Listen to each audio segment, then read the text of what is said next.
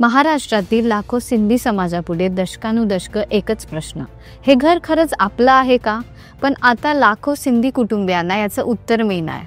हो, आता हे घर आपलं आहे.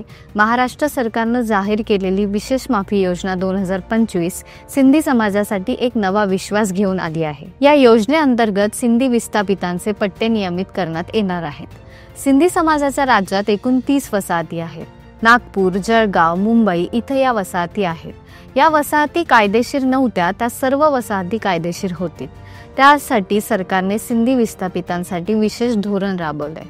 सिंधी समाजाने ज्यावेळी जमीन घेतली त्यावेळचे रेडी रेकनर दर आणि 10% इतर कर भागून सिंधी समाजाला ही घरे आणि त्यांची दुकाने व्यवसाय अधिकृत करता येतील.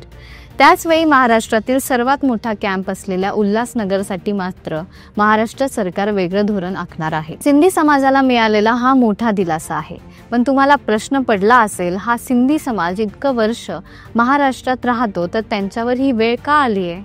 सिंधी लोक महाराष्ट्रात कुठून आले? मराठी माणसांसोबत जुळवून घेत आपली संस्कृती आणि भाषा यांचं वेगळेपण त्यांना कसं टिकवलं, तर त्यांची एक कहाणी आहे आणि ती आपल्या देशाच्या स्वातंत्र्यावेळी झालेल्या फाळणीशी ही कहाणी जोडली गेली आहे. नमस्कार, मी विजया. आज आपण जाणून घेणार आहोत स्वातंत्र्योत्तर काळात महाराष्ट्रात आलेल्या सिंधी माणसाने आपली वेगळी ओळख कशी निर्माण केली आहे आणि आता राज्य सरकार त्यांना अभय देऊन त्यांची घरं आणि दुकानं नियमित करते. पण मागचं कारण जाणून घेण्यासाठी आपल्याला फ्लॅशबॅकमध्ये जावं लागेल. सन 1947 फाळणीनंतरचे दिवस होते. स्वातंत्र्याचा आनंद मागे पडला होता. फाळणीनंतर नव्याने आखलेल्या सीमारेषेमुळे पाकिस्तानात जातीय दंगली पेटल्या होत्या. एकीकडे पंजाबात निर्वासितांचे जत्ते कधी पायी कधी ट्रेनने, मिळेल त्या वाहनाने, मिळेल त्या मार्गाने भारतात येत होते. त्याच वेळी सिंध प्रांतातून लाखो लोक जहाजांकडून मुंबईत निघाले. जीव मुठीत धरून हजारो सिंधी हिंदू तेव्हा कराची बंदरात जमा व्हायचे. एका मागोमाग एक जहाजात भरून त्यांना भारतात पाठवलं जायचं. काही जहाजं गुजरातमध्ये गेली आणि बरीचशी मुंबईच्या किनाऱ्याला लागली. कोणतीही जमीन, घर, कागदपत्र नसलेली सिंधी समाज मुंबई, गुजरातमध्ये समुद्रमार्गे आला. फाळणीनंतर पाकिस्तानात दंगली उसळल्याने हिंदू सिंधी समाज महाराष्ट्राकडे आशेने बघत होता. पुढे राज्यात मुंबई, कल्याण, नागपूर, जळगाव अशा 30 विविध ठिकाणी निर्वासितांचे कॅम्पमध्ये हा समाज स्थिरावला. या कॅम्पमध्ये सर्वात मोठा कल्याण कॅम्प होता. उल्हास नदीच्या किनाऱ्यावर निर्वासित सिंधी समाजासाठी हा कॅम्प वसवला होता. ब्रिटिशांनी कल्याण आणि अंबरनाथच्या दरम्यान 5 छावण्या उभारल्या होत्या. त्यातील उल्हास नदीकाठच्या या प्रदेशातूनच अशा मोक्याच्या जागेवरचा ब्रिटिशांच्या लष्करी कॅम्प होते. पण 70 वर्षांपूर्वीच्या काळात हा भाग सामान्यांसाठी अगदी दुर्गम होता. तेव्हा इथे साध्या सुविधाही नव्हत्या. वीज, पाणी पुरवठा सोडाच, पण साधे रस्तेही धड नव्हते. साप विंचूंचा सुळसुळाटही असायचा. लोक आधी लष्कराच्या बारकीत राहायचे. तिथे काही खोल्या वगैरे नव्हत्या. मग अनेकदा कपडा बांधून किंवा पार्टिशन टाकून लोक राहायचे. सरकारनं रेशनवर धान्य दिलं होतं, पण कॅम्पमध्ये चक्कीही नव्हती. त्यामुळे गहू दळून आणायचे तर कल्याणला जावं लागायचं. अशा विपरीत परिस्थितीत सिंधूहून आलेले निर्वासित इथे राहिले, जगायला शिकले. त्यांची संख्या वाढत 90,000 ते 1 लाखापर्यंत गेली होती. मग याच कॅम्पमध्ये नव्या शहराची स्थापना करून निर्वासितांचे पुनर्वसन करण्याचा निर्णय सरकारने घेतला. 8 ऑगस्ट 1949च्या दिवशी गव्हर्नर जनरल सी राजगोपालाचारी यांनी नव्या शहराची कोनशिला रचली. उल्हास नदीवरून शहराला नाव मिळालं उल्हासनगर. सिंधू नदीच्या काठचे प्राचीन सिंधू संस्कृतीचे वारसे सांगणारे लोक मग उल्हास नदीच्या काठावर नव्याने आयुष्य जगू लागले. 1947 सालच्या फाळणीनं पंजाब आणि बंगालची विभागणी केली होती. पण फाळणीनं सिंध अख्खच पाकिस्तानात गेलं होतं.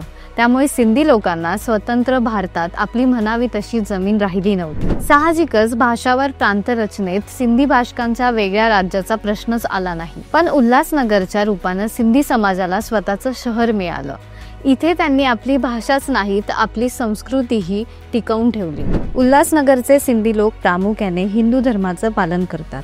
चालियो साहेब, तिजडी, चेटीचंड असे सिंधी सण उत्सव सिंधी लोक मोठ्या उत्साहाने साजरे करतात. अनेक जण शीख धर्माचं पालन करतात. मग तुम्हाला प्रश्न पडला असेल, सिंधी लोकांचं खाद्य संस्कृती कशी असेल? सिंधी पदार्थाची चव चाखण्यासाठी उल्हासनगरात सिंधी लोक दाल पकवान, दाल सँडविच, छोले पॅटीस, बटन पापडीवर ताव मारतात. केवळ उल्हासनगरातच नाही तर जळगाव आणि नागपुरातही सिंधी समाज राहतो. नागपुरात 1967 आणि 1971 मध्ये जरीपटका येथे विविध मागण्यांसाठी मोर्चा काढण्यात आला होता. 1980 मध्ये 450 सिंधी बांधवांना नागरिकत्व मिळवून दिलं. जरीपटका येथे हा समुदाय मोठ्या प्रमाणात असून तिथे विकास कामेही करण्यात आली. गेले 6.5 वर्षात नागपुरातील 756 पाकिस्तानी नागरिकांना नागरिकत्व मिळाले. नागरिकत्व मिळवण्यासाठी हिंदू सिंधी बांधवांना सीएए कायद्याचे फायदा होणार आहे. तसं पाहता महाराष्ट्रात सर्वदूर सिंधी समाज पसरलाय, पण निर्वासित म्हणून महाराष्ट्रात आलेल्या सिंधी समाजाकडे सुरुवातीच्या काळात हातातलं काम नव्हतं.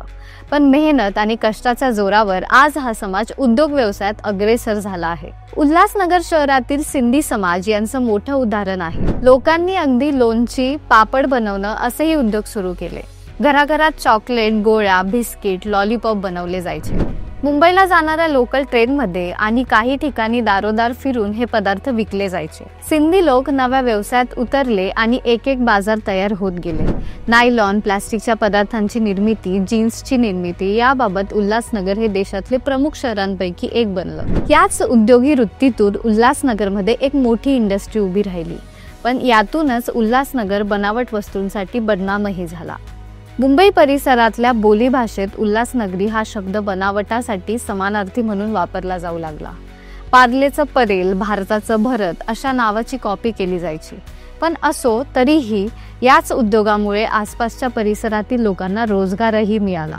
याच सिंधी समाजाचं महाराष्ट्रातील शैक्षणिक संस्थांमध्येही योगदान आहे. सिंधी निर्वासितांना उल्हासनगरात NES college of commerce and economics, मुंबईतील जय हिंद कॉलेज, गुरु नानक कॉलेज, पुण्यात साधू वासवानी मिशन इन्स्टिट्यूशन, जळगावात LK सिंघानिया स्कूल अशा शैक्षणिक संस्था राज्यभर आहेत. थोडक्यात काय तर महाराष्ट्राच्या आर्थिक आणि औद्योगिक विकासात योगदान देणाऱ्या सिंधी बांधवांची आस्थापन आणि घरं नियमित करण्याचा निर्णय राज्य सरकारने घेऊन खऱ्या अर्थाने त्यांचा सन्मान केलाय. तुम्हाला या व्हिडिओबद्दल काय वाटतं हे आम्हाला कमेंट सेक्शनमध्ये नक्की सांगा आणि अशाच व्हिडिओसाठी तुम्ही फॉलो करा काय चाललंय चॅनलला.